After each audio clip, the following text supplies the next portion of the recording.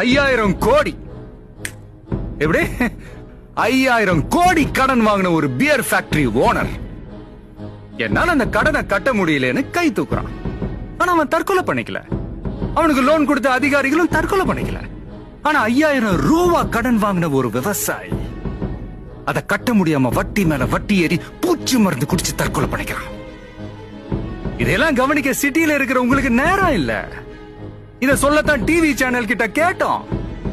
ஆனா டிவில லேகியம் விற்கவும் சமையல் செய்யவும் டான்ஸுக்கு மார்க் போடவும் டைம் இருக்கு.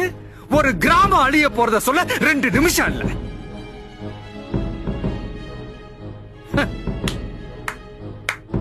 இந்தியாவுக்கு ஃபேக்டரியே வேணாம்னு நாங்க சொல்ல வரல.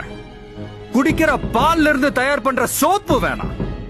முட்டை மீன் கேரட்ல இருந்து எடுக்கிற ஃபேர்னஸ் கிரீம் வேணாம்.